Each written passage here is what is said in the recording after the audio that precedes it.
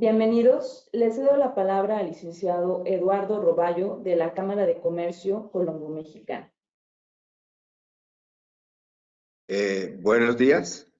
Me presento. Mi nombre es Eduardo Roballo, presidente de la Cámara de Comercio e Integración Colombo-Mexicana.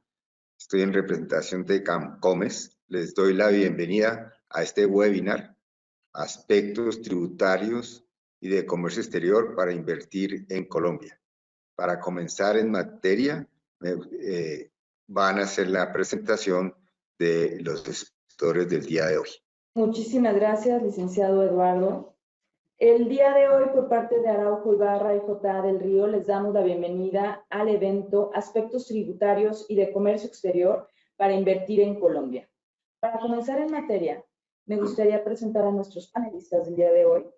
Quien nos acompaña, Fabio Osorio, es director socio de la Oficina Colombia y Costa Rica de J.A. del Río. Es egresado de la Facultad de Ciencias Económicas y Contables de la Universidad de Santo Tomás de Bogotá. Tiene maestría en Tributación Internacional de la Universidad Internacional de La Rioja, España, además de un diplomado en Normas Internacionales de la Universidad de Asturias. Ha participado en diferentes seminarios de actualización tributaria a nivel nacional e internacional. Tiene amplia experiencia prestando servicios de asesoría, consultoría y diagnósticos tributarios, en procesos de due diligence y en trabajos de planeación y cumplimiento tributario a nivel nacional e internacional.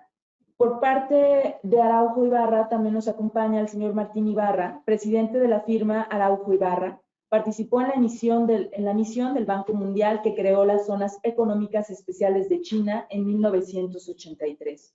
Igualmente ha colaborado en la reestructuración de los mecanismos de comercio exterior y zonas francas en la mayoría de los países de América Latina y algunos países de Asia y África. Asesor de varios puertos en los contratos de concesión y promoción de servicios portuarios. Ha sido destacado por varias revistas de abogados como uno de los mejores abogados en International Trade Law en Colombia y América Latina, entre ellos Chambers and Partners y Best Lawyers International. También nos acompaña Juliana Villegas, quien es directora de Promoción Internacional y Desarrollo de Negocios en la firma Araujo Ibarra. Ha acumulado una sólida experiencia en el ámbito de comercio internacional y la gestión de exportaciones, así como en iniciativas sociales y humanitarias. Su trayectoria incluye roles destacados en ProColombia, donde ha desempeñado funciones clave como vicepresidente de exportaciones y gerente de exportaciones de manufactura e insumos, así como directora de la Oficina Comercial de Colombia para Perú y Bolivia, con el cargo de agregada comercial en Perú.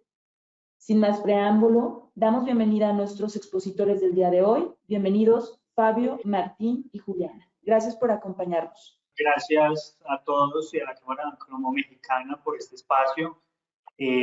Para nosotros es un placer compartir con ustedes estos aspectos. Hoy vamos a tratar de abordar los principales aspectos de la relación bilateral, quien nos va a ayudar Martín Gustavo. Estaremos hablando también de los efectos y de la mejor forma de operar en Colombia o desde México y por supuesto las nuevas reglas de tributación internacional relacionada con presencia económica significativa que tiene un impacto importante cuando se opera desde el exterior. Y asimismo cerrará Villegas hablándonos de mecanismos de optimización en el comercio exterior. Sin más, pues Martín, te cedo la palabra para que avances. Yo quisiera agradecer de manera muy especial a la Cámara Colombo-Mexicana de Inversión y Comercio por esta invitación que nos ha hecho a J.A. del Río y Araujo Ibarra para reflexionar y diseñar estrategias de cómo fortalecer la relación entre los dos países. Yo empezaría diciendo que entre México y Colombia hacemos la mitad del comercio internacional de toda América Latina. Somos dos socios complementarios, somos dos socios importantes y somos dos socios que compartimos valores, lenguaje, etc. Veamos cómo en los últimos 3 años el comercio exterior entre los dos países y en general en el mundo pues se ha visto afectado. De 3.800 millones de dólares que exportaba México hace 3 años, el año pasado exportó 3.090 millones y de 1.200 millones que exportaba Colombia aumentó casi a 2.000 millones de dólares, reduciendo déficit comercial de 2.600 a 1.200 millones de dólares. Pero un poco esta primera reflexión que yo quisiera compartir con ustedes es que entre los dos países apenas comerciamos 5.000 millones de dólares, que eso es menos del 1% del comercio total de ambos países. Y un poco la propuesta seductora que les tenemos hoy con la Cámara es cómo convertimos ese 1% en 2, 3 o 4%. Si en el siguiente slide podemos observar qué es lo que Colombia exporta a México. Y vemos que el principal producto de exportación es el carbón. El carbón y petróleo son nuestros principales productos de exportación al mundo, seguidos por los automóviles de turismo, por los buses. Vamos a ver ahorita cómo hay muy importantes empresas de buses que exportan a Estados Unidos en 570 millones en carbón, 108 millones en vehículos, 80 millones de dólares en buses, 77 millones de dólares en aceite de palma, en petróleo 64 millones de dólares, en café 50, en coques 44, en cosméticos 37, en herbicidas 30 y en aceite de palma 29. Este es el Pareto, la gran parte de las exportaciones colombianas a México. Y vamos a ver cómo ya es una cifra mucho mayor. Y el principal producto son los carros, los vehículos de pasajeros, casi 400 millones de dólares, seguido por los televisores, son exportaciones muy pantalleras, 280 millones de dólares, por medicamentos con 130, con computadores con 100 millones, tractocamiones, 77 millones que eran casi 250 hace un año, y vemos otros productos como cigarrillo, alcohol, dentríficos, barras de hierro y acero muy activas y aparatos de telecomunicaciones. Este es un poco el Pareto de la balanza comercial entre los dos países. ¿Cuáles son los principales exportadores de Colombia a México? Estos son los 20 más importantes empresas que exportan a nuestro país, querido socio comercial. Drummond es la primera, seguida por Renault Vehículos, por Buscar, la empresa de Pereira que produce buses articulados, tipo Transmilenio, Café, Federación de Cafeteros, Terpel, Cargill, Belestar, Propilco y Esentia con polipropileno, CIAC Palma, la gran comercializadora de aceite de palma en Colombia, y productos autoadhesivos, entre otros. Voy a leer los primeros, por motivo de tiempo no leo todos. En la siguiente slide veremos exactamente qué exporta México, cuáles son los principales exportadores de México a Colombia. Tenemos Mazda. Todos estos Mazda que ustedes ven en la calle son mexicanos. Lamentablemente Mazda cerró en Cali y abrió al día siguiente en México. Y eso es, hay mucha presencia de Mazda en Colombia. Samsung, los televisores, distribuidora Nissan, los Nissan son mexicanos en su gran mayoría, Procter & Gamble, LG, televisores, Tenares, Todo Caribe, materiales de acero para sus tubos, Colgate-Palmolive, Bavaria, GIJ, que son los grandes ferreteros en Colombia, y Compañía Colombiana de Tabaco, en materia de tabaco, son los principales exportadores desde México hacia Colombia. Aquí vemos un poco, además, el comercio no solo son bienes, son también servicios e inversión. Y vemos cómo ha sido el crecimiento de la inversión extranjera de México en Colombia. México ha sido un buen inversionista y ha tenido años, como el 2017, que llegó a invertir 1.700 millones de dólares. El año pasado participó con menos de 600 millones de dólares, que es alrededor del 15% del total de la inversión extranjera directa en Colombia. El año pasado estuvimos de cerca de 4.500 millones de dólares, de los cuales 600 son inversión mexicana.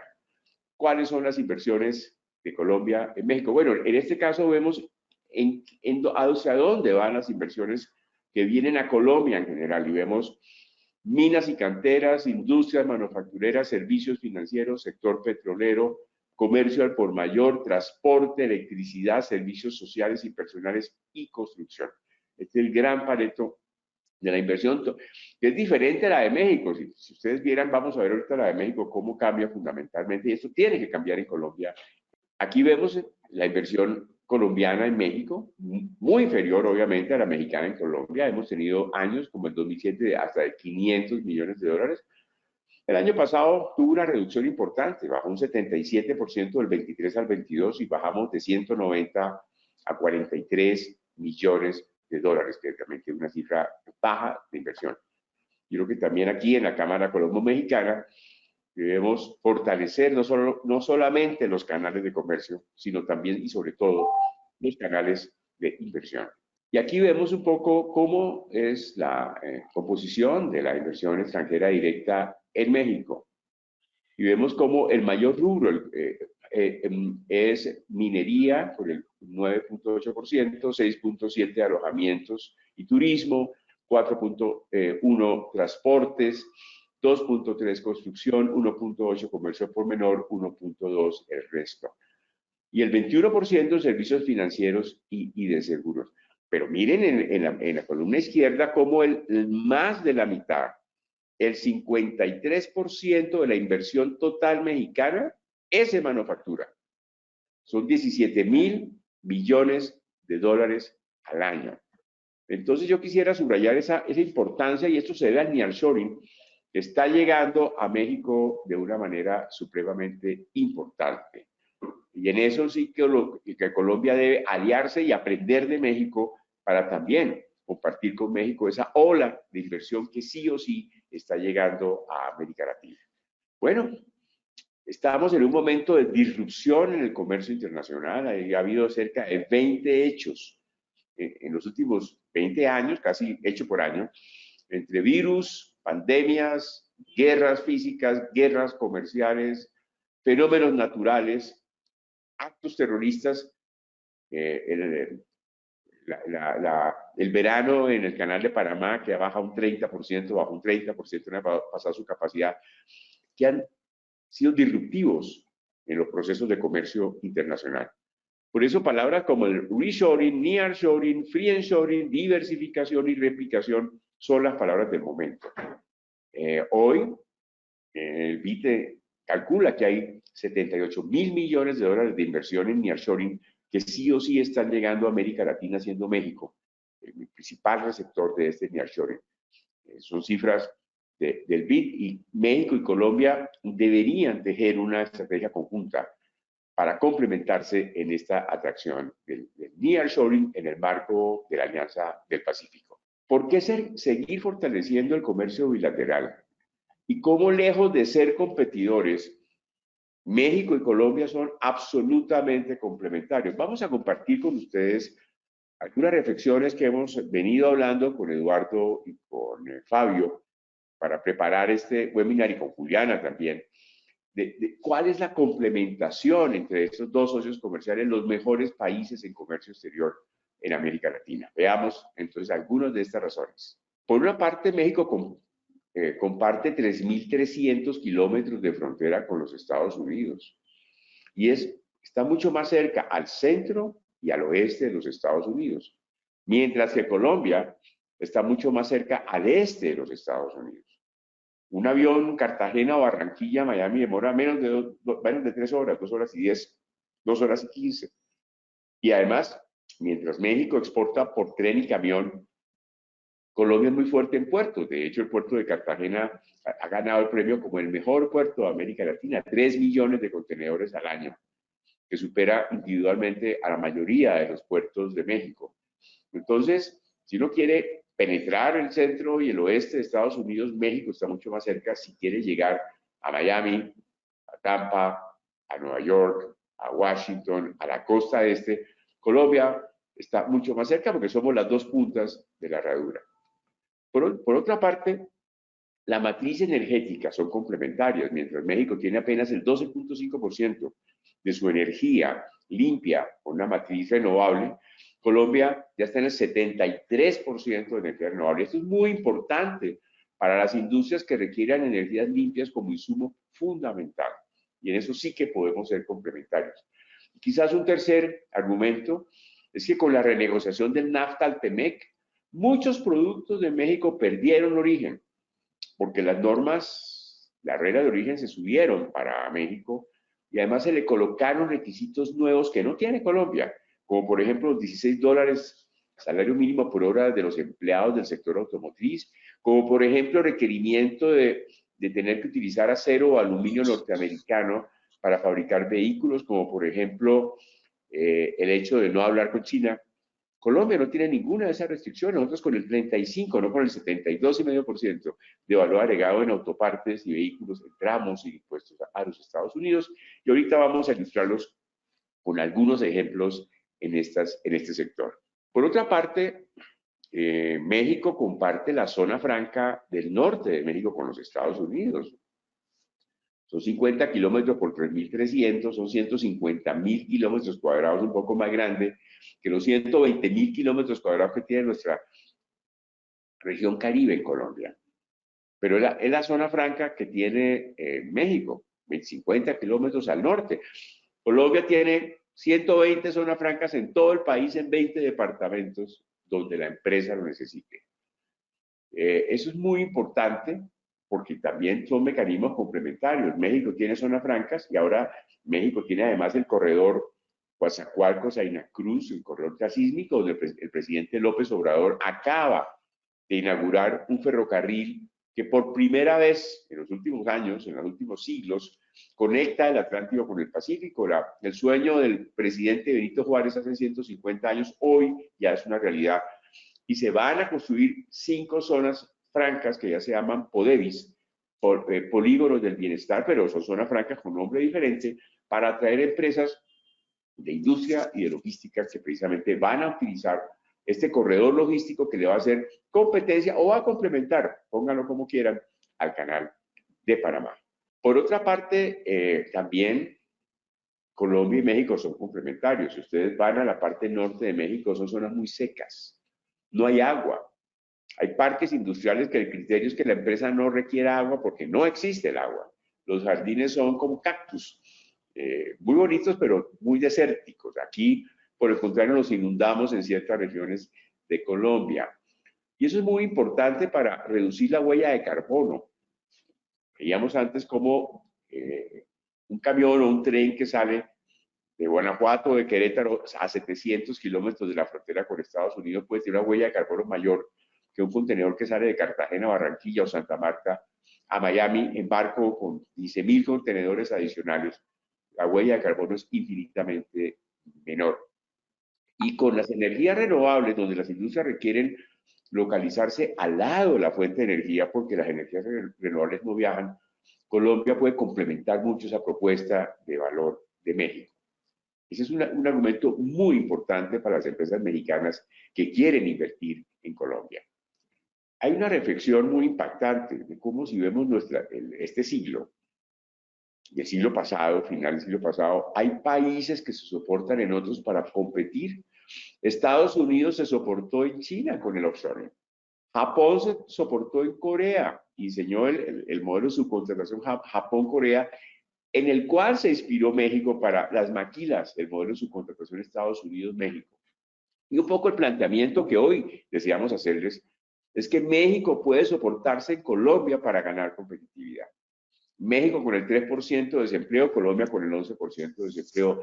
México con un acuerdo de libre comercio más rígido, Colombia con un acuerdo libre con Estados Unidos mucho más flexible y con el resto de países de América Latina. En este momento conocemos de importantes inversiones mexicanas que están pensando en montar su centro de producción en Colombia, no solamente para el mercado colombiano, sino también para el mercado andino. Colombia pone al servicio de México sus acuerdos de libre comercio con Venezuela, con Ecuador, con Perú, con Bolivia, con Chile, y no solamente los acuerdos, la cercanía, porque obviamente Colombia queda en la mitad del hemisferio, México obviamente queda en Norteamérica.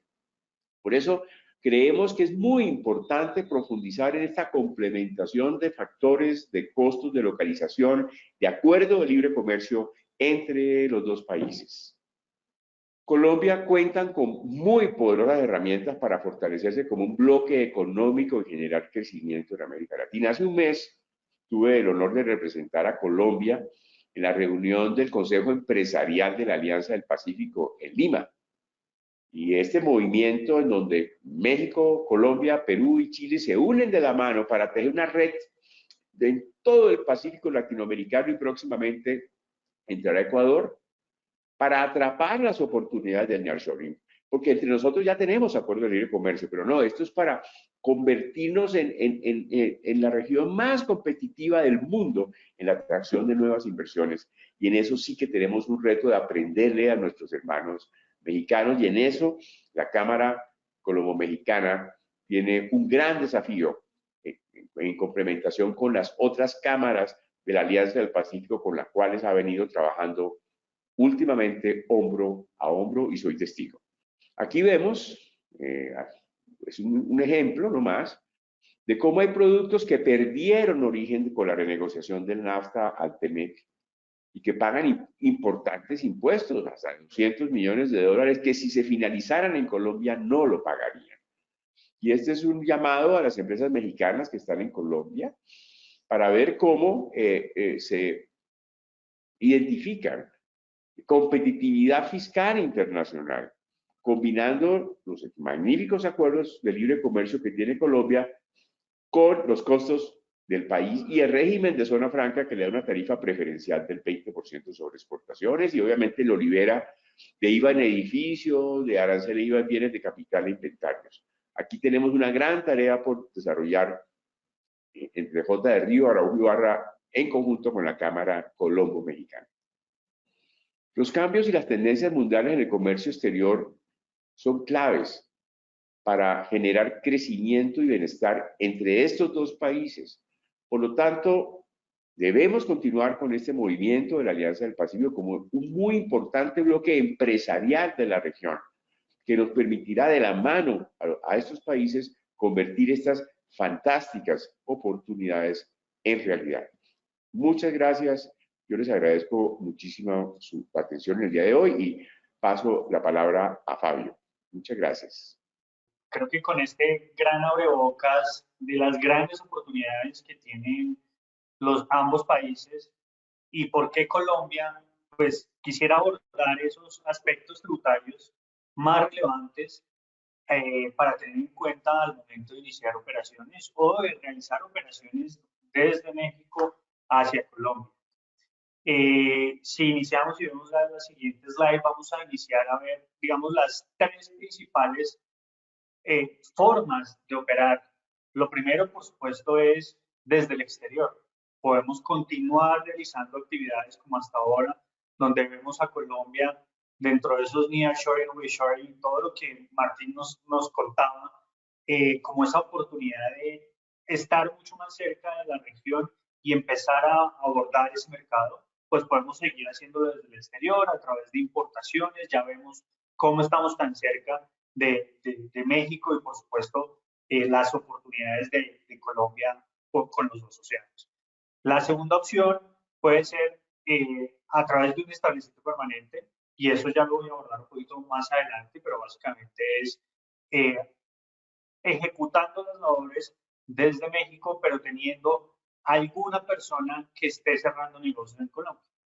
Y la tercera, que es una de las más importantes que deben evaluarse en el momento de decidir si inician o no formalmente sus actividades, por supuesto, es la operación directa, constituyendo ya sea una subsidiaria de la sociedad mexicana o de la sociedad matriz, o una sucursal, depende del negocio o actividad que deciden hacer. En el siguiente slide ya nos adentramos un poquito de este aspecto que les mencionaba respecto a establecimiento permanente. El establecimiento permanente básicamente es una ficción que es creada para propósitos tributarios, es decir, no se requiere necesariamente de la constitución de un vehículo jurídico en el país, pero de operar a través de este establecimiento permanente significa traer la actividad principal dentro de Colombia y ejecutarla en el país sin necesidad de tener un vehículo propiamente. Si son actividades que eventualmente pueden ser de corto plazo, una construcción, por ejemplo, de algún edificio o algún caso particular, eso eventualmente configura este establecimiento permanente, pero puede durar, no sé, 6 meses, un año y medio. No necesariamente necesita constituir una sociedad para hacerlo. En algunos casos, por supuesto, para propósitos legales deberá evaluarse algunas reglas particulares que en conjunto Araujo Ibarra seguramente les podemos guiar para tomar la mejor decisión. Pero entonces, estableciendo permanente, ¿cuándo se constituye? Se crea en la necesidad de tener gentes físicamente en el país, o aún no teniéndola, tercerizándola con una persona que haga aspectos comerciales, que cierre negocios o que realice parte o toda la actividad principal dentro del país. Eso configura un establecimiento permanente y, por lo tanto, la necesidad de tributar en Colombia, que es realmente el impacto principal, que aún no teniendo una sociedad dentro del país tenga la obligación de presentar y pagar impuestos en Colombia.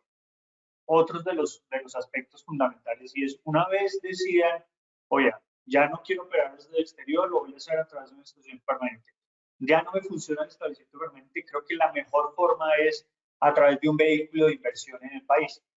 Hay diferentes tipos de vehículos de inversión, tal vez los más usados en el país son las subsidiarias de sociedades extranjeras, donde esta subsidiaria es una entidad constituida bajo las leyes de Colombia. La más usada es la SAS, que es la Sociedad Anónima Simplificada. Es una sociedad que permite constituirse muy rápidamente sin tener tantas obligaciones como otros tipos societarios. En Colombia una sociedad puede estar constituida si todos los documentos están listos, incluso los representantes están en Colombia para hacer los procesos, en una semana pueden tener una sociedad constituida. Cuando ya son los procesos desde el exterior, pueden tomar un poco más de tiempo por poderes, apostillamiento y bueno, todos los documentos que pueden tratar. O pueden hacer también una constitución de una sucursal de sociedad extranjera. Estas sucursales de sociedad extranjera normalmente son usadas por entidades que realizan operaciones particulares o que requieren traer su expertise de lo que ya han abordado en el exterior, y por lo tanto la sucursal de sociedad extranjera se entiende que es el mismo brazo o es un brazo jurídico de la entidad extranjera, por lo tanto no se constituye para propósitos legales un vehículo independiente, y por lo tanto se puede traer la experiencia, pero para propósitos tributarios sí definitivamente son sociedades independientes, tributarán de manera separada, como ya lo vamos a explicar. Para poder definir si la una o la otra, aquí están listados algunos de los aspectos que podrían evaluar, como es el caso de las formalidades de constitución. Las sucursales de sociedad extranjera tienen muchas más formalidades, y eso, digamos, ya es un aspecto de ámbito legal que seguramente mis colegas de Araujo Ibarra estarán gustosos de ayudarlos.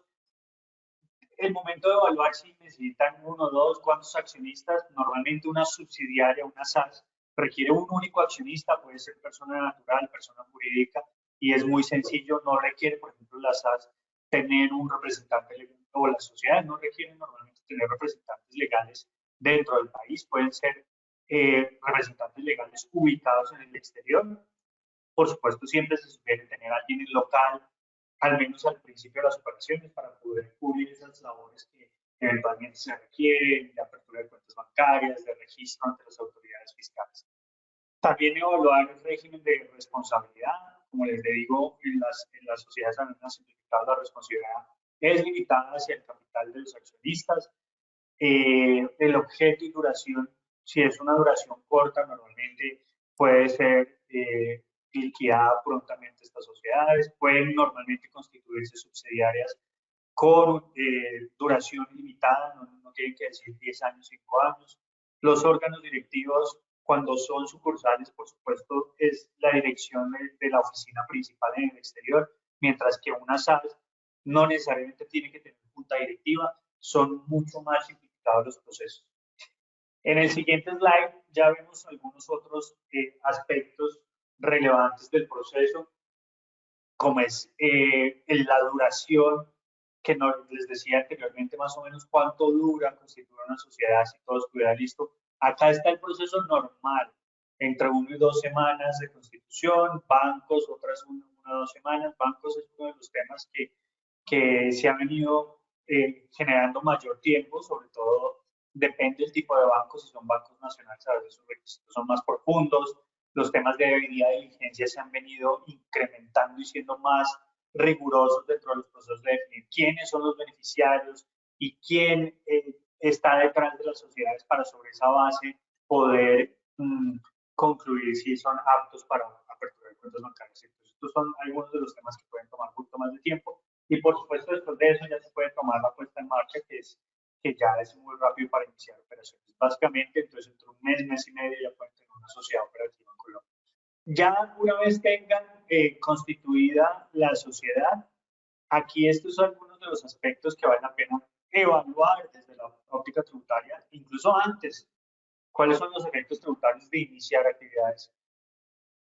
Si bien Colombia es miembro de la OCDE, que es la Organización para el Desarrollo Económico, y muchos de sus miembros tienen tarifas de impuestos sobre la renta mucho más competitivas que Colombia, y así lo es. Realmente México está con una tarifa del 30%. Colombia actualmente tiene una tarifa del 35%. Sin embargo, el gobierno colombiano ha venido diciendo que se aproxima una nueva reforma en la que busca que esta tarifa vaya a ser reducida. Por ahora no hay ningún texto oficial que así lo muestre. Sin embargo, se espera que, por supuesto, la tributación de las sociedades en Colombia se vea reducida, por supuesto, para generar mayor atracción de la que normalmente existe. Frente a los demás impuestos, que son impuestos indirectos, existe el impuesto sobre las ventas, igual que en México. La tarifa, en lugar de ser del 16%, como ocurre en México, en Colombia es del 19%, la tarifa general. Pero normalmente existe una exención que es cuando se trata de exportaciones, ya sea de productos o de bienes o de servicios. Yo puedo exportar servicios, que es uno de los aspectos más importantes y que ha tenido el auge de ese nearshoring o reshoring, de dónde poner sus operaciones cuando se tratan de operaciones de servicios, de tecnología, data centers. Martín mencionaba muy bien que en Colombia tenemos más de 120 zonas francas. Esas 120 zonas francas también se pueden instalar call centers, data centers, centros de investigación donde se han venido desarrollando esas operaciones, que además gozan de un régimen particular, que en lugar de tener una tarifa del 35%, tiene una tarifa del 20% cuando sus actividades y sus bienes y servicios son de exportación. Entonces, eso también genera un beneficio bastante importante para las actividades que quieren desarrollar en el país. En materia de IVA, pues tienen exenciones. Si todo se importa y queda dentro de zona franca, también gozan de beneficios en materia de aranceles e impuestos aduaneros. Entonces es importante considerar también el régimen de zona franca. Respecto a la exportación de servicios en materia de IVA, volviendo, aún si están o no en zona franca y si cumplen con los requisitos de exportación de servicios, la tarifa de IVA es cero. Normalmente ocurren muchas operaciones donde buscan, por supuesto, Colombia tiene excelente personal para contratar, el bilingüismo ha venido aumentando, eso genera, por supuesto, crecimiento en diferentes líneas de negocio. Tener personal en Colombia que ejecute actividades para sus oficinas en el exterior, aún no teniendo clientes en el país, eso genera la exportación a costos mucho más bajos, a tarifa cero de impuestos sobre las ventas y por lo tanto menos sobrecostos hacia el exterior. Eso es uno de los aspectos fundamentales en materia de exportación. En materia de retención, a diferencia de lo que ocurre, por ejemplo, en México, que las retenciones en materia de impuestos sobre la renta solo ocurre cuando hay pagos al exterior, en Colombia sí hay necesidad de realizar retención a fuente entre pagos, entre operaciones locales, entre proveedor y cliente local, y esas tarifas oscilan entre un 1% y hasta un 33%. Existe un impuesto municipal denominado Impuesto de Industria y Comercio, que básicamente está asociado a la generación de rentas dentro de los municipios del país. Si estás ubicado en Bogotá, en Medellín, en Barranquilla, en Cartagena, la tarifa es diferencial, pero no obstante oscilan más o menos entre un 1% del ingreso bruto que se genera por las operaciones de venta o prestaciones de servicios. En materia internacional, por supuesto, cuando estamos enfrentándonos a una expansión de negocios, tenemos que ver el efecto de precios de transferencia.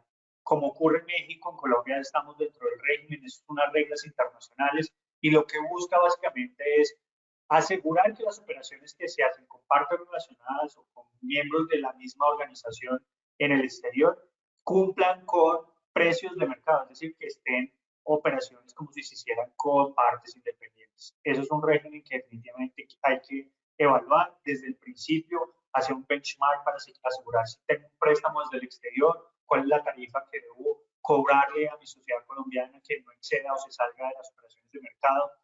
Si es que voy a hacer prestaciones de servicios, la misma debe estar, o que la materia prima llega desde el exterior para producir en Colombia, debemos asegurar que eso esté dentro de los precios de mercado.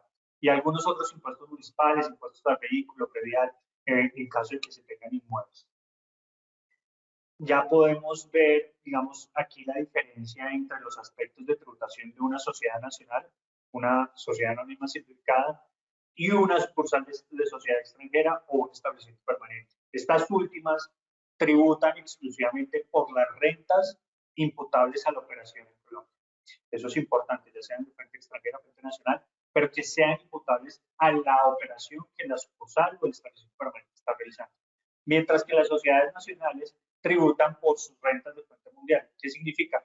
Que no importa si ejecuté la actividad en México, en Perú, en Chile o en cualquier otro país o dentro de Colombia. Todos los ingresos asociados a esos negocios están siendo grabados en el país y eso también es importante al momento de definir el mejor vehículo de inversión.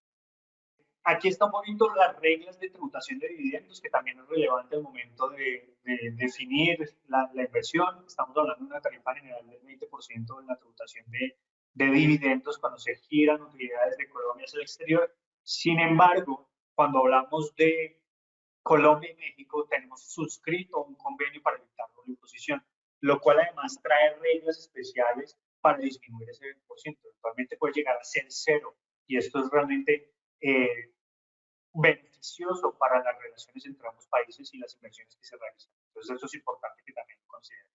Cerrando ya este primer capítulo de reglas de tributación en Colombia, quisiera adentrarme un poquito de estas reglas de tributación internacional, denominadas presencia económica significativa, de la cual Colombia ha introducido esas particularidades y que eventualmente puede tener impacto, sobre todo cuando estamos haciendo operaciones desde el exterior. Yo les mencionaba al principio las diferentes formas. Una de ellas es operar desde el exterior. Cuando opero desde el exterior, debo evaluar si puedo caer dentro de estas reglas de presencia económica significativa. Iniciemos entonces conociendo un poquito los aspectos de contexto internacional. Si ven ustedes en el siguiente slide, estamos haciendo una cronología de lo que ha venido pasando.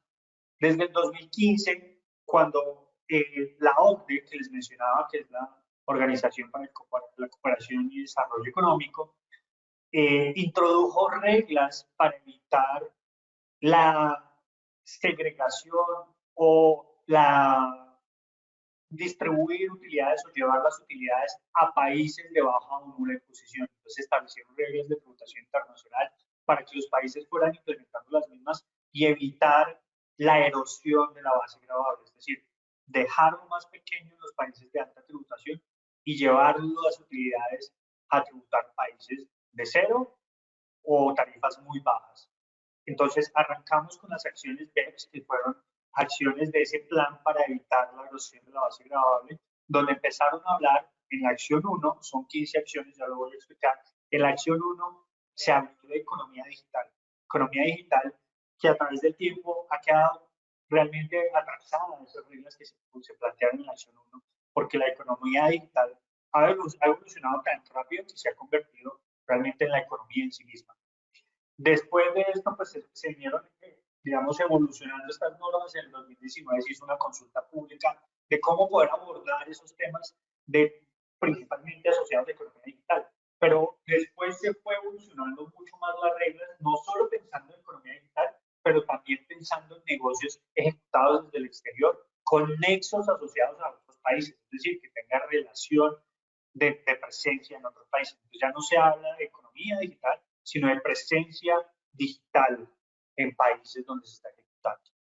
Así fue evolucionando. En el 2020 se sacó un blueprint, que básicamente eran las reglas en borrador para discutir, y llegamos al 2023, donde incluso se llegó a tratar aspectos de jurisdicciones que no hacen parte de la OCDE y se llamó el marco inclusivo, que aún no siendo parte de la OCDE, se incluyó para escucharlos y saber cuál es el impacto que pudieran tener estas entidades para o estos países frente a estas nuevas reglas que se presentarían. Entonces, derivado de esto, se habla de un BEPS 2.0, es decir, nuevas reglas asociadas a la tributación internacional, y estos BEPS 2.0 generaron principalmente dos pilares. El pilar 1, que son imposición de rentas en la era digital y relocalización de la potestad de gravar entre los países, que básicamente es lo que les quiero contar un poquito frente a presencia económica significativa. Y el pilar 2, que habló de un impuesto mínimo que deberán pagar todos los países para evitar que existan países con tributación más baja. Si el país que tiene tributación más baja no grava porque tiene exenciones, tarifas ceros o algunos beneficios, seguirá gravando el país del que va recibiendo las utilidades. Entonces, se está entregando la potestad de gravar de un país a otro para evitar que exista no tributación en general. Entonces, hablando un poquito de ese pilar 1 y siguiendo en el contexto internacional, se empezaron a abordar temas de aspectos generales, cómo abordarlos y quiénes deberían estar tributando en ese aspecto. Reporte, monto A, que básicamente está asociado a multinacionales con cierto nivel de utilidades, y el nexo, es decir, que exista realmente una actividad o que exista un nexo de negocio dentro de un país o un mercado. Además, se fue hablando de una convención multilateral. Esta convención multilateral fue suscrita incluso por el Marco Inclusivo para evitar que se generaran reglas individuales en cada país para generar impuestos a servicios digitales o gravar esas rentas que normalmente no llegan al país. Y se espera que quedó disponible en el 2023 y se espera que entre en vigor todas estas reglas en el 2025. Sin embargo, estas reglas son sugerencias de la OCDE que cada país deberá ir implementando. Es decir, primero evitar impuestos sueltos o que cada jurisdicción se le ocurrió y más bien asociarlo a esas sugerencias que la OCDE está planteando. Veremos si en el 2025 es así, como ustedes vieron en esa cronología, empezó desde el 2015, ya llevamos casi 10 años y aún no finalizamos con este aspecto. Aquí habla un poquito de ese nexo y habla de los países donde exista un Producto Interno Bruto superior a 40 millones de euros y que existan multinacionales que empiezan a generar un nexo de esas actividades que se generan en otros países, si es que existe ese PIB, o países con menor PIB a 40 billones de euros para empezar a generar un nexo asociado a empresas que tengan negocios superiores a 250 mil euros. Aquí dice, entonces, ¿quiénes deben aplicar? Entonces, se extiende a las jurisdicciones con nexos en el mercado donde se encuentren los consumidores usuarios. Es decir, no necesariamente o la forma de operar los negocios en el pasado eran, yo contrataba con un tercero del exterior, el tercero del exterior me prestaba el servicio, me vendía mi producto y no había nada. Hoy en día lo que está diciendo, pues esas sociedades que están operando de esa forma, si tienen usuarios y tienen consumidores de sus productos, de sus bienes, en otra jurisdicción, México le presta a Colombia, pues hay que observar esos usuarios que están en Colombia, porque eventualmente tener usuarios o consumidores en el país, aun cuando no se tenga presencia física dentro del país, va a generar esta obligación de nexo y por lo tanto generaría obligación de eventual tributación en Colombia. Se categorizan depende de la tipología de servicios o de bienes y por supuesto todas las utilidades deben categorizarse en torno a estas reglas de territorialidad o nexo que estamos hablando. Aquí un poquito de la forma en que se calcula utilidad contable, se hacen algunas depuraciones y se le asigna la utilidad a cada una de las jurisdicciones. Eso es un poco más complejo de lo que se ve, pero digamos en aras del tiempo quiero irme un poquito a las reglas de Colombia, entonces vamos a saltar esto un poquito en detalles.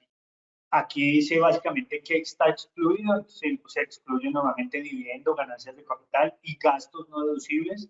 Esto, insisto, es una regla, digamos, un cálculo un poco más complejo de lo que se ve, pero estas son las reglas generales.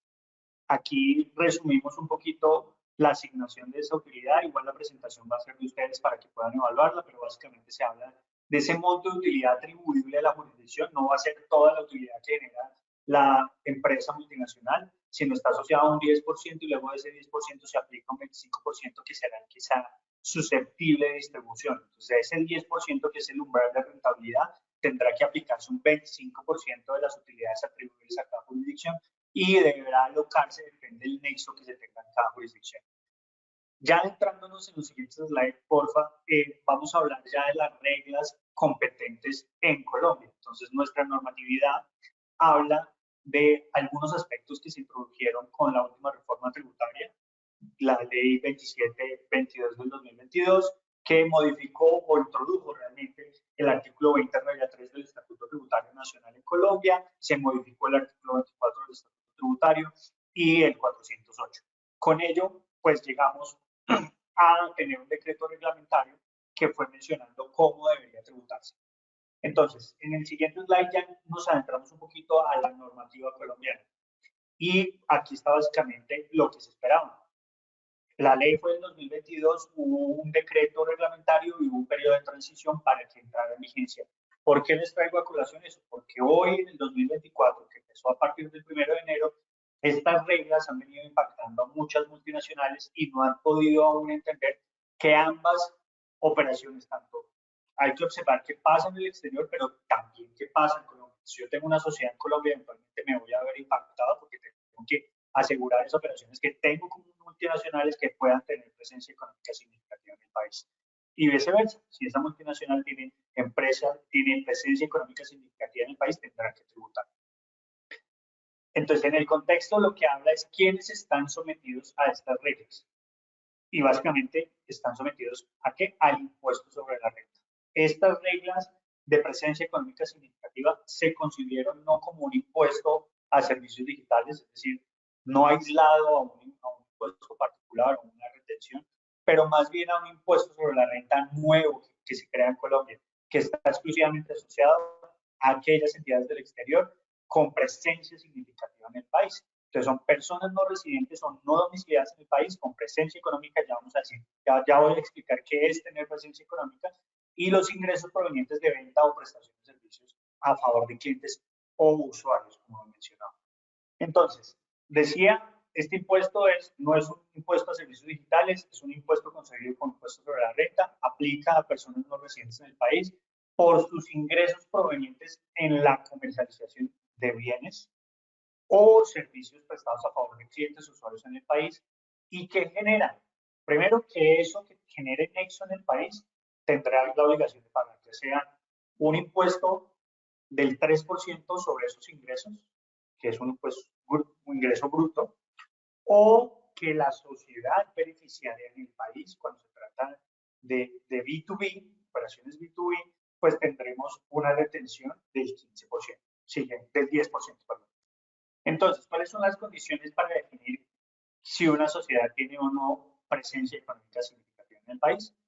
Primero, tener una interacción deliberada y sistemática en el mercado colombiano con clientes o usuarios dentro de Colombia, y deben ser ambas, tener ingresos superiores a más o menos 1.473 millones de pesos colombianos, que eso aproximadamente son unos $350.000 de ingresos por transacciones.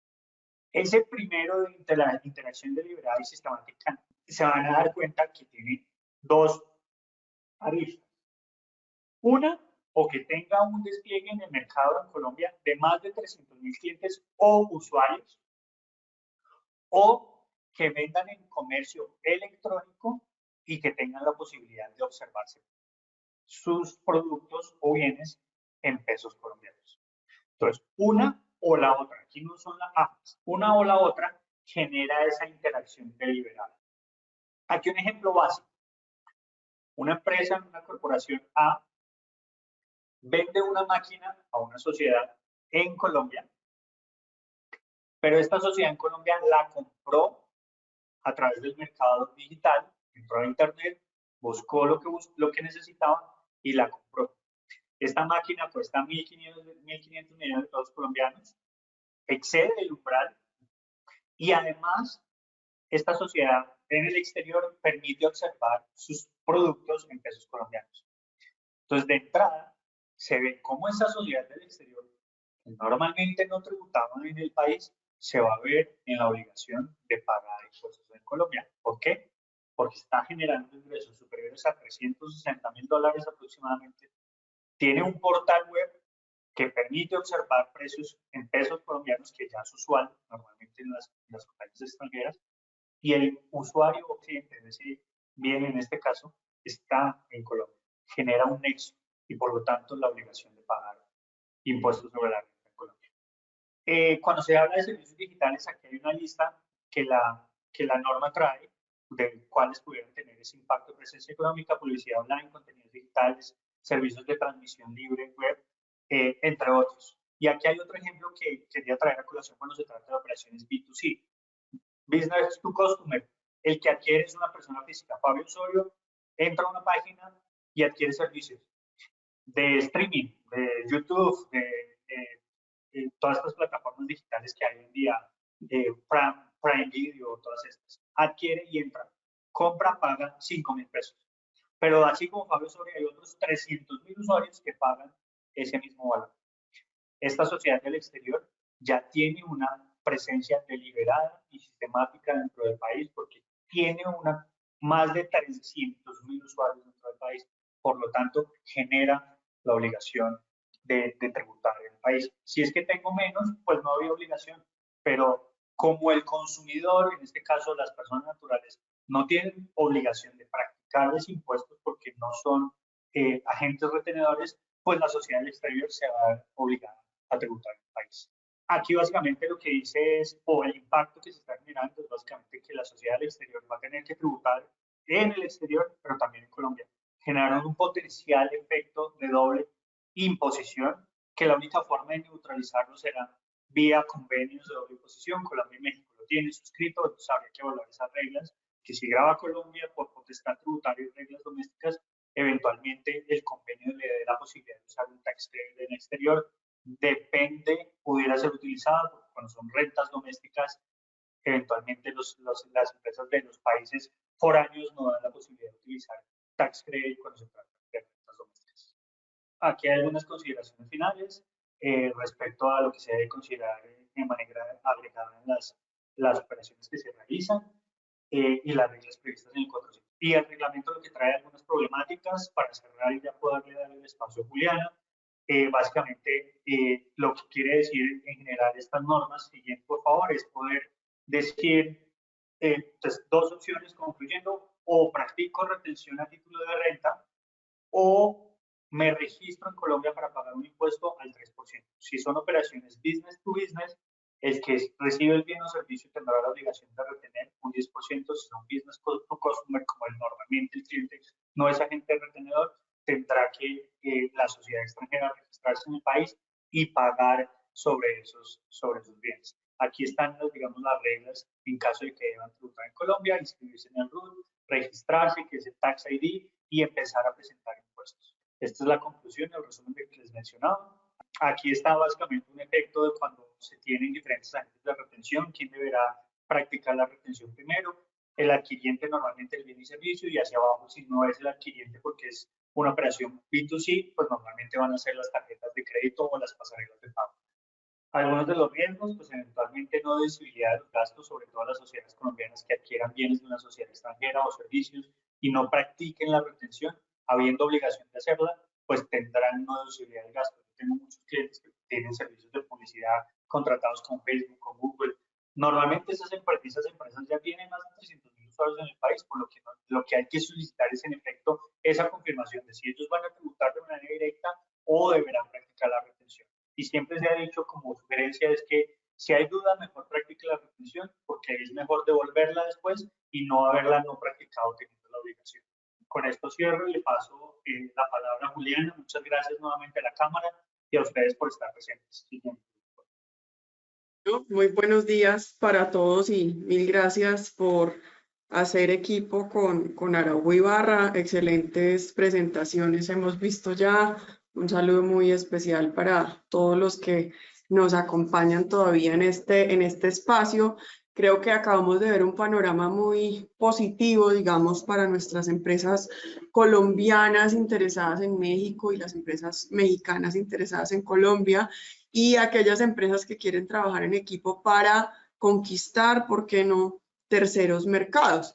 Para eso estamos, digamos, no solo en esos acuerdos bilaterales tan interesantes, tan enriquecedores en nuestra relación, sino también en espacios pues multilaterales de integración como la Alianza del Pacífico. Entonces, creo que aquí con este tema que vamos a tratar, y mil gracias por pasar la presentación, podemos ver cómo aprovechar unos mecanismos que existen, que me hacen más competitivo, más eficiente y que hacen de mis operaciones de comercio exterior algo, digamos, mucho más provechoso para la empresa cuando estamos hablando de aprovechar esas relaciones y esas oportunidades, pues que nos mostraban ahora tanto Fabio como Martín Gustavo en sus presentaciones. Acá vamos a concentrarnos entonces en esos mecanismos para incentivar el comercio exterior de nuestro país y ojalá llegar a México y a ese aliado tan importante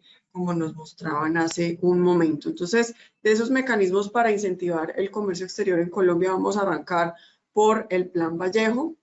Primero que todo, pues el Plan Vallejo hace parte de esos sistemas especiales de exportación e importación que hay en nuestro país. El Plan Vallejo, creo que es importante que todos sepamos el alcance que tiene. A veces conversando con las empresas nos quedamos como muy limitados, a veces asumimos muchas cosas y aquí queremos insistir en el alcance grande que tiene el Plan Vallejo porque le permite a las empresas importar con una exención, puede ser total o parcial, de aranceles y de IVA cuando estoy importando maquinaria, cuando quiero importar bienes intermedios, materias primas, algunos insumos.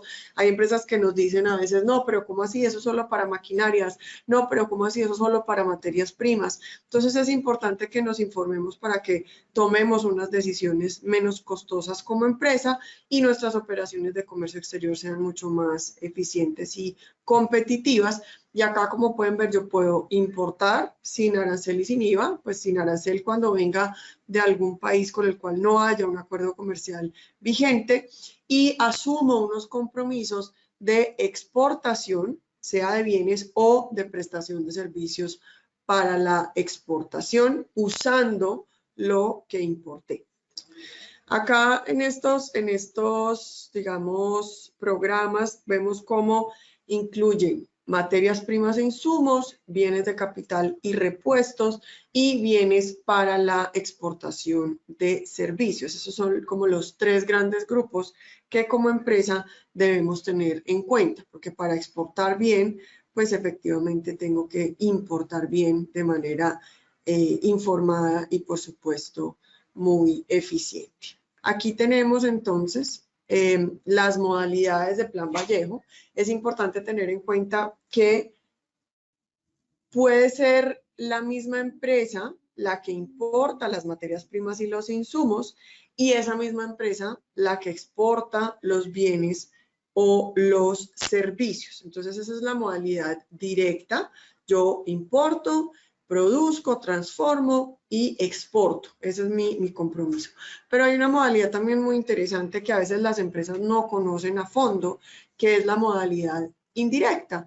Quien importa las materias primas o los insumos no es necesariamente quien produce, quien transforma y quien exporta los bienes y los servicios. Entonces, aquí, digamos, como ven en nuestro gráfico, esto se separa.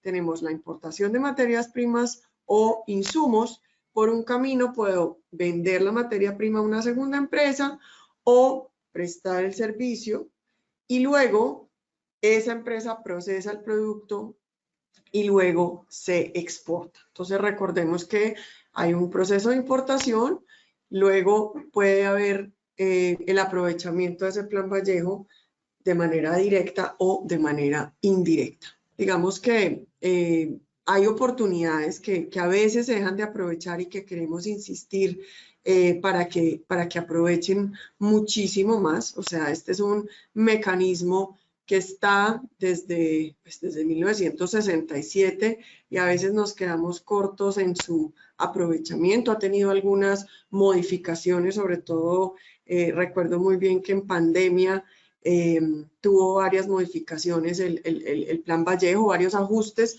pero su esencia se mantiene. Y aquí vemos pues que hay 3 temas importantísimos que debemos tener en cuenta cuando pensamos en el Plan Vallejo para ser mucho más eficientes y competitivos en nuestras operaciones de comercio exterior. A ver, hay un tema clave que es que el importador sea el titular del programa y esta, digamos que solicitud se haría como, digamos, como beneficiario indirecto. Hay otro tema que es importar las materias primas o los insumos, esto sí, como les decía al principio, sin pagar ni arancel ni IVA.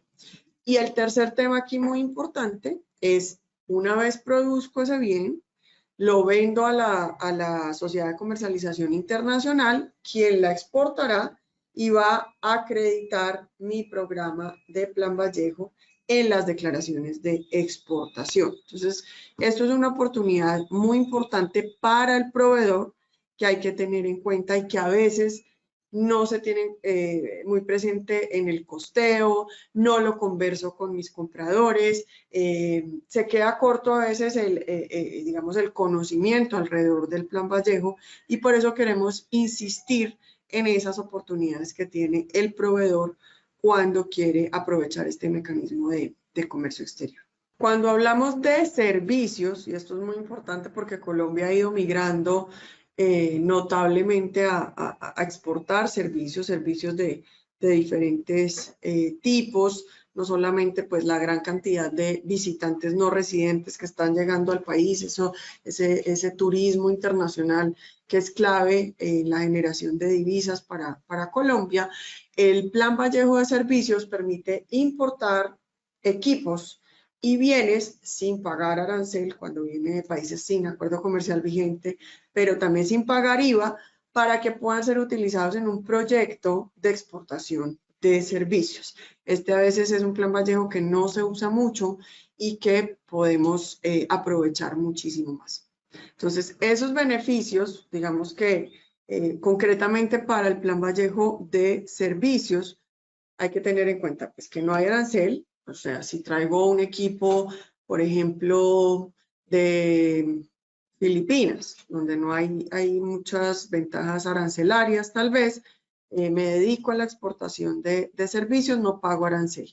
Acá hay un tema muy importante con el IVA. Entonces, el IVA no se paga en el momento de la importación, sino que se causa al final del compromiso de exportación, que puede estar entre 6 y 10 años, y podrá aplicarse el descuento por depreciación aduanera. Entonces, esto es clave que tenga una muy buena administración y por eso, digamos, desde Araujo y Barra tenemos esa experiencia. O sea, aquí hay décadas de experiencia con Plan Vallejo, no solamente en la solicitud y todo el trámite que está con el Ministerio de Comercio, Industria y Turismo, sino en tener una adecuada administración, estar pendientes de que se esté haciendo muy bien la tarea, porque como ven ahí hay un compromiso por parte de la empresa de exportar como mínimo 1.5 veces el valor en dólares de lo que importé durante el periodo de Plan Vallejo. Entonces, esto tiene que ser coherente, ¿no? El gobierno nacional establece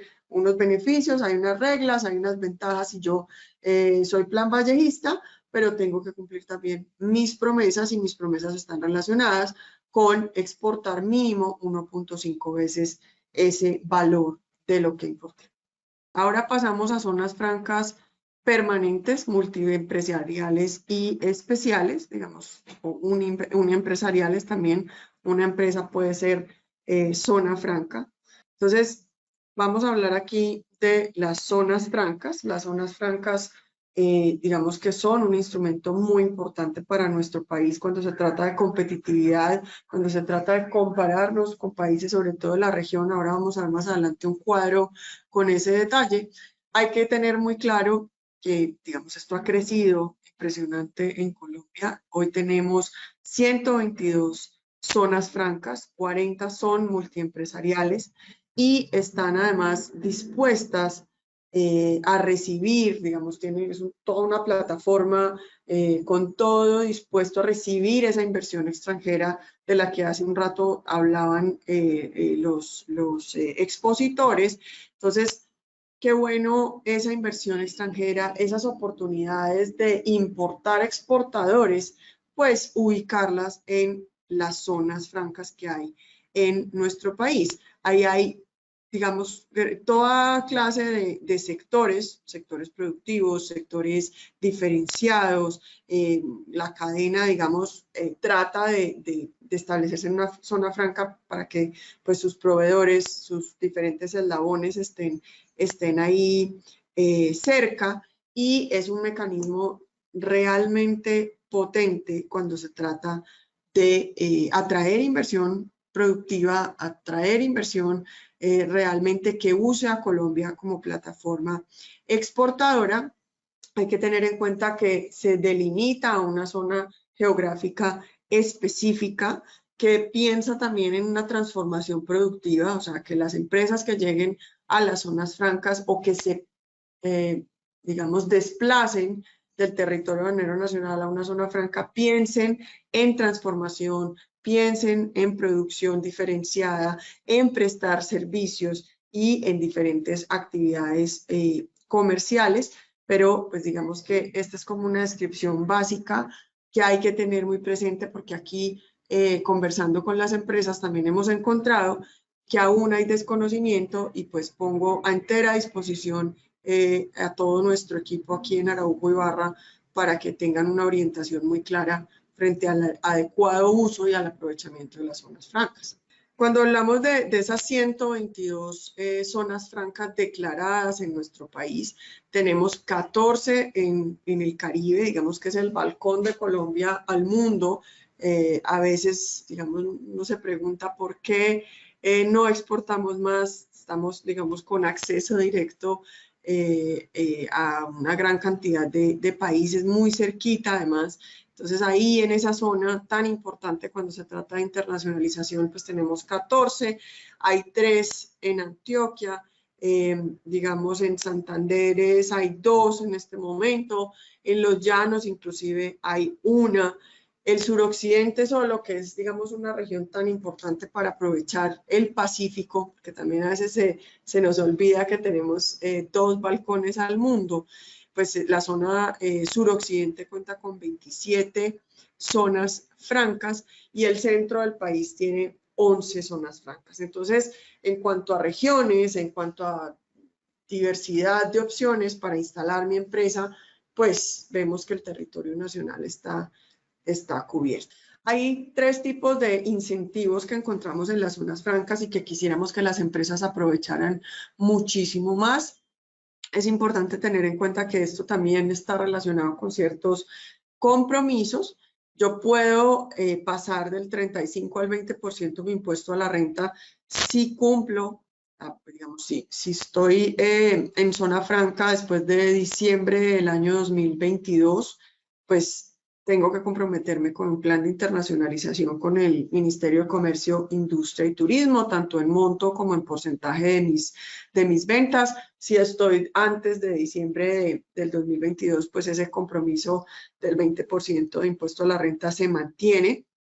Otro incentivo tributario tiene que ver con el IVA. Digamos que hay una exención cuando compro a empresas que están ubicadas en el territorio aduanero nacional, digamos, y que tienen que ver con el desarrollo de su objeto social, puedo contar con esa exención de IVA. También hay unas eficiencias muy claras en flujo de caja, y eso sí que lo vivimos de cerca en la pandemia. Por ejemplo, es importante que la empresa cuente con ese flujo de caja. Cuando construyo en zona franca, tengo 0% de IVA en los materiales de construcción. Y el último incentivo tributario tiene que ver con la exención de impuestos locales. Hay algunos municipios que tienen, digamos, diferentes impuestos, y si yo estoy ubicado en zona franca, pues estoy exento de esos impuestos. Para comercio exterior, hay también un grupo de incentivos Ya habíamos hablado pues de cómo el Plan Vallejo me ayuda para el tema de arancel y de IVA, pues en zonas francas también cuento con este incentivo. También puedo, digamos, importar maquinaria, materias primas, repuestos, pues sin liquidar y pagar tributos aduaneros. También el tema de distribución logística internacional para las Américas desde Colombia es muy eficiente cuando estoy ubicado en zona franca. Y también existe la oportunidad en esas plataformas de internacionalización que son las zonas francas, pues de crear esos laboratorios de nuevos negocios. El otro grupo de incentivos está en el tema pues de aduanas. Digamos que es importante conocer esos incentivos, esos beneficios en operaciones de exportación, en cómo puedo hacer procesamiento parcial fuera de la zona franca. O sea, yo puedo mandar un bien intermedio o antes de ser terminado a una empresa que está fuera de la zona franca, que termine en ese proceso y vuelva a la zona franca. No hay un máximo de permanencia de la mercancía sin nacionalizar. O sea, yo puedo tener mercancía en mis bodegas y nacionalizarla cuando considere oportuno. Eso es muy importante. Y no hay restricciones para venderle a terceros países ni al territorio aduanero nacional.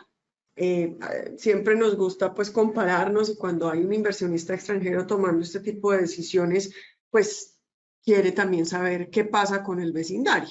Aquí tenemos un cuadro muy interesante que nos pone frente a Chile, Perú y México, nuestros aliados, socios en Alianza del Pacífico, sobre todo, y vemos cómo hay unos beneficios especiales en Colombia, digamos, para quienes se ubiquen en zona franca. Este se dice que es el mejor régimen que hay en este vecindario. Estamos exentos de derechos de aduana, como veíamos. En México no, por ejemplo. Hay impuestos a los dividendos que pueden llegar a ser competitivos, pero es importante resaltar esos beneficios especiales de llegar a ese 20% si me comprometo después de diciembre de 2022 a ese monto y ese porcentaje de ventas en exportaciones, y eso nos puede hacer mucho más competitivos que Chile, Perú y México. Entonces, dentro de los mecanismos para incentivar ese comercio exterior en Colombia, el tercer mecanismo es las comercializadoras internacionales. Eso tiene que ser una persona jurídica que tiene un objeto social específico de comercializar y de vender productos colombianos al exterior que hayan sido adquiridos en el mercado interno o que hayan sido también fabricados por productores socios de esas mismas empresas. Entonces, aquí digamos que este es un mecanismo un poco más reciente si se compara, por ejemplo, con el Plan Vallejo. Este es un mecanismo de finales de los años 70 y lo que busca desde su creación es incentivar las exportaciones. Recordemos que pues, Colombia tiene un tejido empresarial, sobre todo micro, pequeño y mediano. Cuando se trata de exportaciones, pues más o menos el 96% de las empresas que exporta es MIPYME. Y este es un mecanismo que facilita muchísimo, que hace mucho más práctica esa interacción de Colombia con los mercados internacionales. Entonces, hay que pensar en incentivar las exportaciones, en buscar nuevas oportunidades de negocios, en generar competitividad en esos mercados del exterior y en llegar con nuestras exportaciones como unos mayoristas a los mercados internacionales. A veces encontramos que gracias a las comercializadoras internacionales podemos ofrecer unos portafolios más robustos, más diversos, generar eficiencias en temas logísticos, o sea, esa consolidación de la carga cuando se permita, digamos, dependiendo de los productos, carga seca sobre todo, pues es muy importante y las comercializadoras internacionales han facilitado muchísimo esas figuras. Perfecto. Entonces acá entramos a cuáles son esos beneficios, como veíamos ahora. Ya vimos los de Plan Vallejo, ya vimos los de Zona Franca, ahora los de comercialización internacional. Pues cuando el gobierno considere porque esto no es siempre, pues hay unos certificados de reembolso tributario a los que pueden acceder los empresarios por las exportaciones que se hayan realizado, si esto existe, o sea, son excepciones que a veces tiene el gobierno nacional. Entonces, acceso a esos CERTs.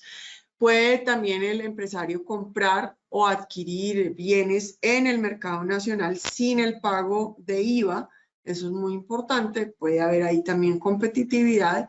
También acceder a esos servicios intermedios de la producción cuando realmente esté la promesa de exportar ese bien final. El tercer beneficio tiene que ver con retefuente, digamos que las compras que se hagan no están sujetas a retención en la fuente. Y el cuarto beneficio tiene que ver con la exportación de esa sociedad de comercialización internacional,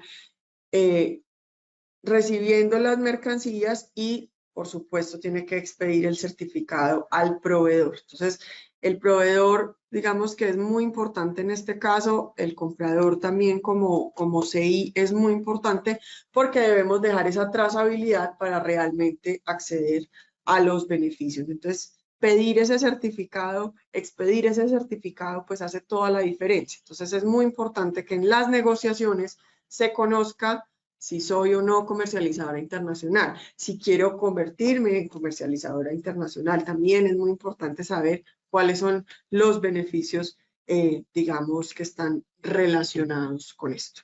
Las principales obligaciones, así como, digamos que esto es recíproco, así como recibo beneficios y tengo unas ventajas por ser comercializadora internacional, pues también tengo unas obligaciones. Entonces, hay que expedir en debida forma, de manera consecutiva, en la oportunidad legal, los certificados al proveedor. Esto es muy importante, cumplir con esos tiempos.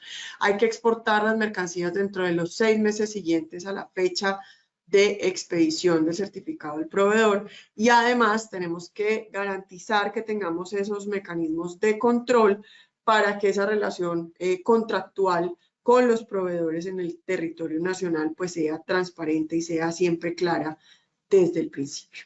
¿Qué es ese certificado al proveedor? Digamos que son unos documentos que nos dicen o nos comprueban que las comercializadoras internacionales reciben productos de sus proveedores colombianos, digamos que adquiridos en el mercado interno, fabricados por productores socios de esas mismas empresas, y además están obligados a exportarlos en su mismo estado o una vez transformados. Aquí hay un ejemplo muy claro de un proyecto que ha acompañado todo el tiempo Araujo Ibarra y que ayudó desde su nacimiento, que es la comercializadora internacional que creó el grupo Nutresa. Se llama CI Nutrading. Entonces, CI Nutrading lo que está aprovechando es toda esa red de distribución, abasteciéndose de mercado colombiano, pequeñas, medianas empresas que pueden complementar su portafolio con productos, por ejemplo, de cuidado personal, salud y belleza, todo lo de OTC, por ejemplo, cabe en ese portafolio para comercializarlo en el exterior. Entonces, es una figura muy clara de cómo funciona la comercialización internacional aquí en Colombia. Los certificados al proveedor son unos documentos que soportan esa declaración de exportador cuando realmente el exportador sea una comercializadora internacional. Y finalmente, cuando se expide el certificado al proveedor, la sociedad de comercialización internacional tiene 6 meses para realizar la exportación de las mercancías. Entonces tenemos que asegurarnos de cumplir a cabalidad esos compromisos para acceder a los beneficios. Ya con esto cerramos nuestra presentación de mecanismos y de beneficios, incentivos que hay en Colombia para el comercio exterior. Muchísimas gracias por esta invitación tan especial, J. del Río, y por supuesto a la Cámara Colombo Mexicana. Muchísimas gracias. Muchísimas gracias, Juliana. Antes de cerrar nuestro webinar, quisiéramos proceder a algunas preguntas que nos han mandado las personas que están conectadas. Y aquí tengo una pregunta para ti, Fabio. ¿Las operaciones de importación ordinarias están sujetas a PES? En principio no. Lo que habría que evaluar es justamente lo que discutíamos, es decir, si se hace a través de una página web donde se muestren precios en pesos colombianos o se tengan usuarios deliberados en Colombia de más de 300.000. Si es la operación normal donde yo contacto con mi proveedor del exterior y me importo y vivo en mi importación general, en principio no tendría ese impacto. Habría que evaluar caso por caso. Perfecto. Por cuestiones de tiempo, haré la última pregunta. Les recordamos a nuestros asistentes que las preguntas que nos han enviado a través del chat serán contestadas vía correo electrónico en caso de que no las digamos durante esta sesión. Juliana, por último, ¿podrías contestarnos qué mecanismo de comercio exterior se adaptaría más a una empresa que tiene altos volúmenes de importación y exportación en Colombia, por favor? Muchísimas gracias. Yo creo que esta pregunta es muy importante para complementar nuestra presentación. Yo creo que es importante tener en cuenta que cuando estoy evaluando cuál es el mecanismo que más me conviene como empresa, es clave hacer una simulación financiera que sea, pues, ojalá exhaustiva y que evalúe qué tan viable es cada uno de esos escenarios. Y es algo, digamos, del día a día aquí en el equipo de Araujo Ibarra, que pues, nos encargamos de hacer ese análisis detallado y ojalá pues muy personalizado, ¿no? En caso de que una empresa tenga pues una actividad muy intensa de importación y exportación, que ojalá fueran cada vez más, el Plan Vallejo creo que es una opción muy adaptable, muy beneficiosa para esas empresas. Ese es un mecanismo que no está delimitado, digamos, en cuanto a zona geográfica, algún territorio específico, y además es un mecanismo que requiere que las empresas se dediquen a importar y exportar, o sea, es como coherente con el caso que estamos poniendo aquí en esta pregunta, y esto encaja muy bien con las operaciones que hacen esas empresas de altos volúmenes en comercio internacional. Es muy probable que los productos que esta empresa importe vayan para la exportación y que además sean equipos y maquinaria. Generalmente esos son como los más voluminosos o los de más alto valor en esas transacciones. Y bajo el Plan Vallejo, estos productos pueden tener, como les decía, unas exenciones que pueden ser parciales o totales de aranceles y de IVA. Entonces, si estamos hablando de bienes de capital, un Plan Vallejo diseñado para este caso puede funcionar muy bien. Y también, pues si hablamos de servicios, el Plan Vallejo también aplica. Si yo soy exportador de servicios y estoy importando maquinarias que me permiten a mí hacer esos servicios, pues ya puedo ser mucho más eficiente y optimizar el tema fiscal de una manera mucho más significativa. Si esta empresa de la que estamos hablando en esta pregunta maneja esos altos volúmenes de importación y exportación, creo que es importante la promesa, ¿no? La promesa, el cumplimiento de esa promesa, que es exportar 1.5 veces el valor FOB de esa importación durante los periodos de compromiso que la empresa asume, que puede ser entre 6 y 10 años. Y esto es una tarea que puede ser relativamente sencilla, por eso ponemos a disposición pues todo el acompañamiento de Araujo Ibarra para la toma de esa decisión, ojalá pues menos costosa y lo más informada posible. Muy bien, muchísimas gracias, Juliana, por ese aporte. Agradecemos a la firma de contadores J.A. del Río y a la firma legal Araujo Ibarra por su exposición. Muchas gracias a todas las personas que nos escuchan. Les comento que por parte de la Cámara de Comercio e Integración Colombo Mexicana estamos a sus órdenes. Hasta luego y muchísimas gracias.